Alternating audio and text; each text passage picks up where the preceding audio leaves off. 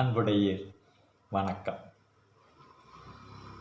இன்றைய காலகட்டத்தில் நம்முடைய வாழ்க்கையில் நாம் தினந்தோறும் பல நிகழ்வுகளை சந்தித்து கொண்டிருக்கின்றோம். அவற்றில் சில நமக்கு நன்மை தரும் நிகழ்வுகளாகவும் இருக்கலாம், சில நமக்கு துன்பம் தரக்கூடிய நிகழ்வுகளாகவும் இருக்கலாம்.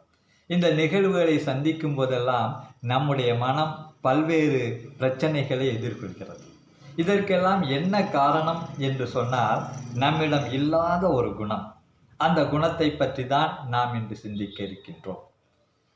ராமன் மகாவிஷ்ணுவனுடைய அவதாரம் ராம அவதாரம். ராம அவதாரத்தில் ராமன் மனிதனாக அவதாரம் செய்து நமக்கு பல நல்ல செய்திகளை, அதாவது திருமால் ராமனாக மனிதனாக அவதாரம் செய்து பல நல்ல விஷயங்களை நமக்கு கற்றுக் கொடுத்திருக்கின்றார். அதிலிருந்து ஒரே ஒரு விஷயத்தை மட்டும், ஒரே ஒரு செய்தியை மட்டும் நாம் இங்கு சிந்திக்க இருக்கின்றோம். ராமன் தசரதனுடைய மகன்களில் மூத்த மகனாக இருக்கின்றான். இளவரசன், மூத்த இளவரசன், எல்லா விதமான வித்தைகளையும் கற்ற இளவரசன். ஒரு நாள் தசரதன் நினைத்து பார்க்கின்றார், தனக்கு வயதாகிவிட்டது, தன்னுடைய மகன் ராமனுக்கு முடிசூட்டி விடலாம் என்று நினைக்கின்றார். காலம் தாழ்த்தவில்லை, உடனடியாக ராமனை அழைத்தார். நாளைக்கு உனக்கு முடிசூட்டு விழா, காலையில் நீராடிவிட்டு என் முன்வா என்று ஆணையிட்டு விட்டார். ராமன் மறுவார்த்தை பேசவில்லை. தந்தை சொல்மிக்க மந்திரம் இல்லை. தந்தை வார்த்தைக்கு மறுபேசு பேசாமல் தன்னுடைய அரண்மனை நோக்கி, மாளிகை நோக்கி செல்கின்றார். இதற்குள் பல மாற்றங்கள் நிகழ்கின்றன. கைகையினுடைய தோழி மந்தரை என்று சொல்லக்கூடிய கூனியின் மூலமாக பல விளைவுகள் ஏற்படுகிறது. அவளுடைய வலியுறுத்தல் மூலமாக கைகேயி மனம் மாறுகின்றார். தசரதனை வற்புறுத்துகின்றார். 2 வரம் வாங்குகின்றார். ஒரு வரம் தன்னுடைய மகன் கைகேயினுடைய மகன் பரதன் நாடாள வேண்டும். இன்னொரு வரம் ராமன் 14 ஆண்டுகள் வனவாசமாக காடு செல்ல வேண்டும். வரதை வாங்கிவிட்டால், இந்த வரத்தை கொடுத்துவிட்டு தசரதன் துயில் கொள்ள போய்விட்டான். மேலா துயிலாகத்தான் இருக்க வேண்டும், துயில் கொள்ள போய்விட்டான். மறுநாள் விடிந்து விட்டது. கைகேயி ராமனை அழைத்து வர பணிக்கிறார். ராமன் கைகேயி முன்பு வந்து நிற்கின்றான். கைகேயி அழகாக கூறுகிறார் ராமனிடம், அப்பா, உன்னுடைய தம்பி பரதன் இந்த நாட்டை ஆள வேண்டும் என்றும், நீ 14 ஆண்டுகள் மரவுரி தரித்து முனிவனாக வனவாசம் செல்ல வேண்டும் என்றும் மன்னர் ஆணையிட்டிருக்கிறார் என்று தசரதனுடைய கருத்தை தன்னுடைய கருத்தை தசரதனுடைய கருத்தாக கைகேயி அங்கு கூறுகின்றார். தந்தை சொல்மிக்க மந்திரமில்லை என்று சொல்வதற்கேற்ற மாதிரி தாயில் சிறந்த கோயிலும் இல்லை என்ற கொள்கையுடையவன் ராமன். அன்னை சிற்றன்னை ஆகிய கைகேயினுடைய வார்த்தைக்கு மறுவார்த்தை பேசவில்லை. ராமன் பக்குவமாக ஏற்றுக்கொண்டான். இதுதான் வடமொழி இலக்கியங்கள் சொல்லக்கூடிய நவரசம் என்று சொல்லக்கூடிய 9 சுவைகளில் ஒன்றான சாந்தம் என்பது. சாந்தம் அதாவது சமநிலை அப்படின்னு சொல்றோம்.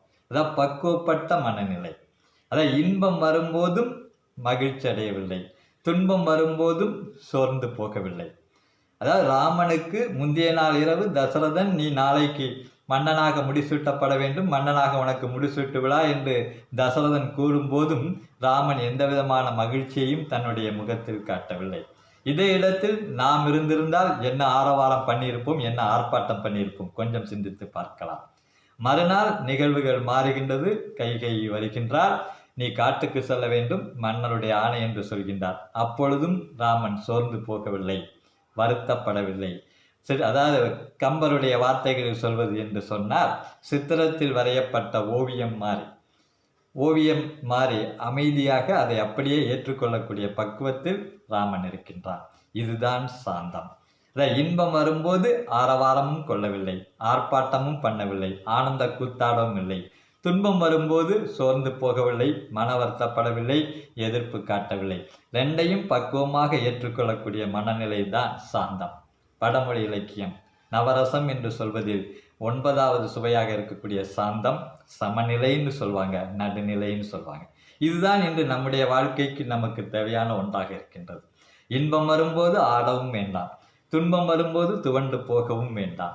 இன்பம் வரும்போது ஆனந்த கூத்தாடவும் வேண்டாம், துன்பம் வரும்போது அடங்கி அமைதியாகவும் வேண்டாம். 2ஐயும் பக்குவமாக ஏற்றுக்கொள்ளக்கூடிய மனநிலையை நாம் பெற்றுவிட்டோம் என்று சொன்னாலே நம்முடைய வாழ்க்கை மிக இனிமையாக இருக்கும்.